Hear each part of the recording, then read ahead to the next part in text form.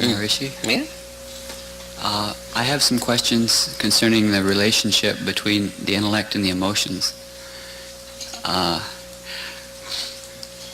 It seems like there's more talk about the specifics of how the intellect works. I was wondering how the emotions work.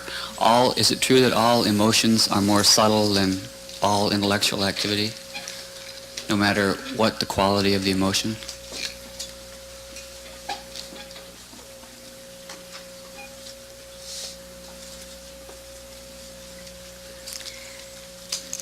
Emotions are finer than the intellect. What is the relationship then between?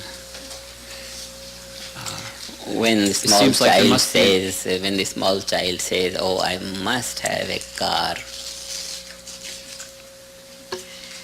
all the intellectual understanding about the finance and everything, it doesn't work anymore. He must have a car, and that's all. Emotions are finer than the mind thinking, even though the intellect is the finest aspect of the mind, and the emotions just don't worry about the intellect. Keep your decisions to yourself. I want this.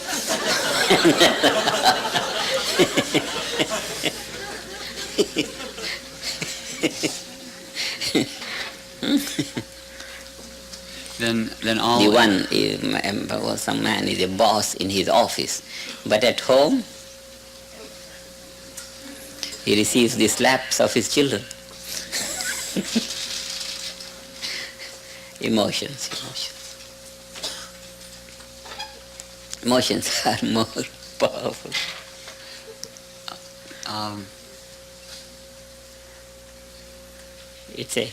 It's a good field on which life is really lived. It's on emotions that life is lived. All intellectual decisions come out of emotion. How is an emotion constructed? Like we're familiar with the... Emotion is the wave of that aspect of life which is called ananda, bliss. Intellect is the impulse of life which is called chit, consciousness. No?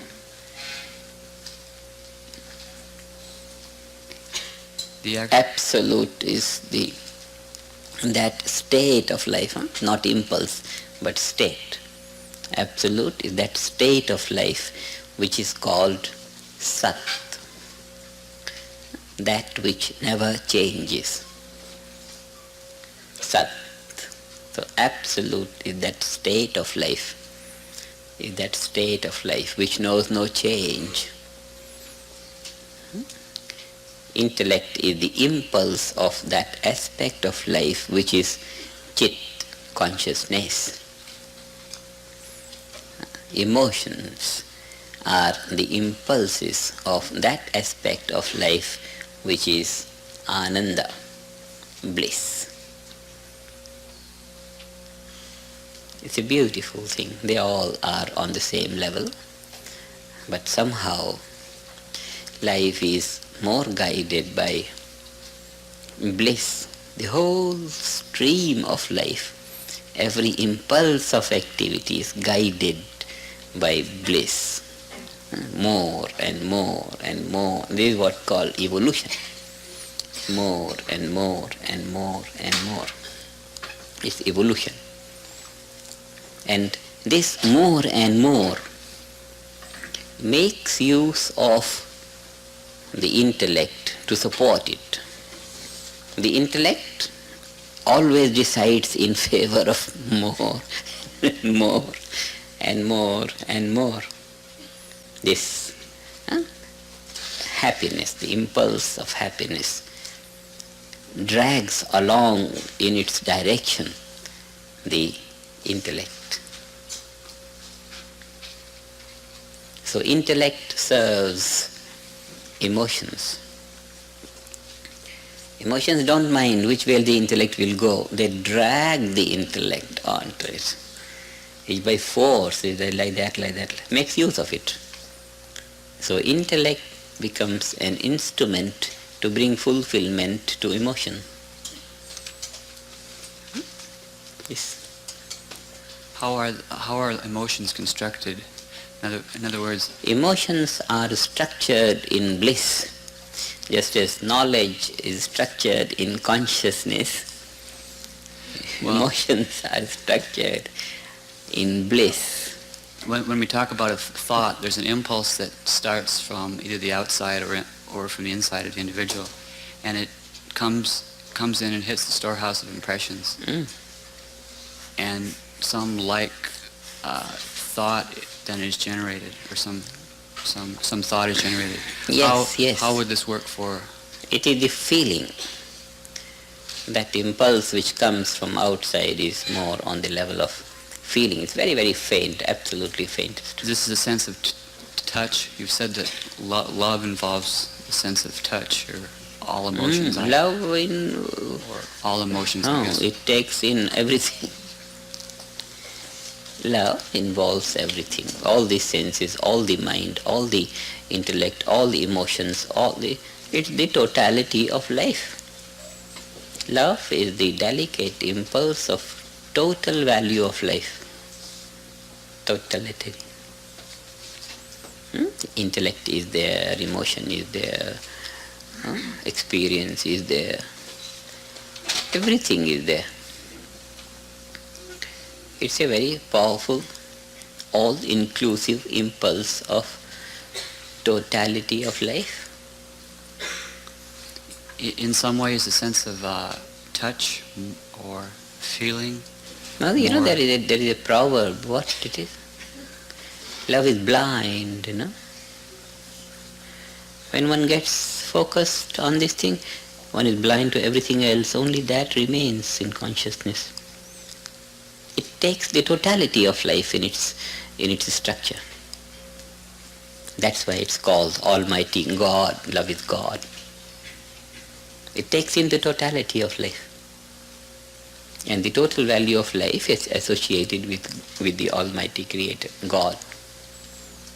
It's the totality of life. It's not fragments. It's a totality of it involves totality of life.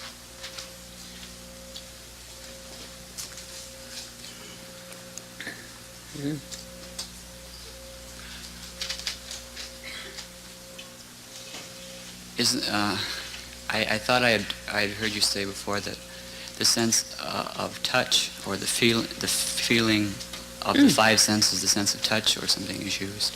What? Touch what? The sense of touch is used, or the sense of feeling. In emotions, are all the five senses are used too, huh? Is that right? Emotions belong to, yeah. Just as intellect has its range in all the senses of perception and also action, so also emotions have their range in all these five senses of perception and senses of action. They have, they take in the whole thing.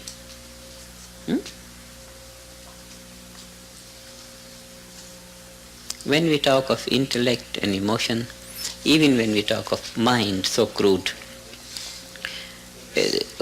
all these five senses of perception and these five senses of action, generally we call them five organs of action, but all are involved with the mind, with the intellect, with emotion.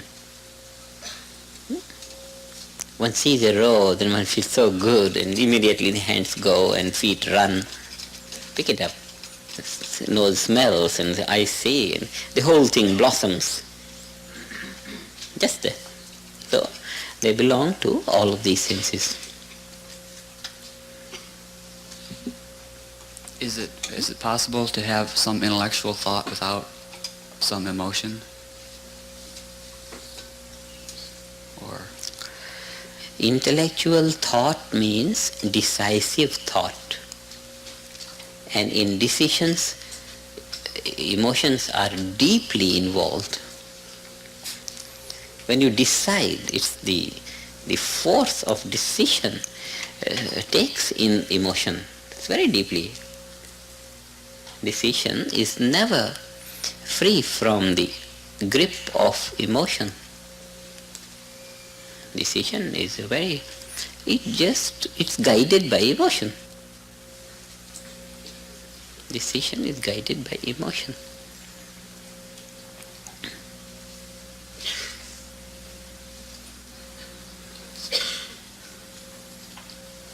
Apparently it may appear that they are guided by logic, but logic is always in favor of emotions. Always one step, so many steps, but there is the cup of tea.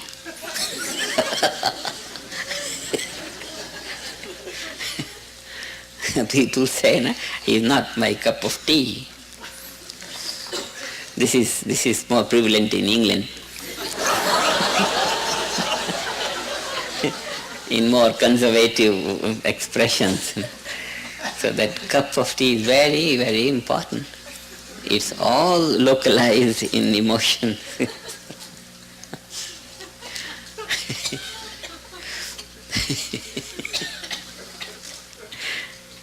Not my cup of tea.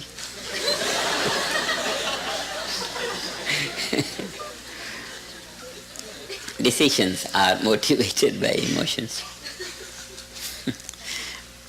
And they are so involved with one another. That's why when one transcends, and the whole mechanics of TM involves the whole value of life, everything involves.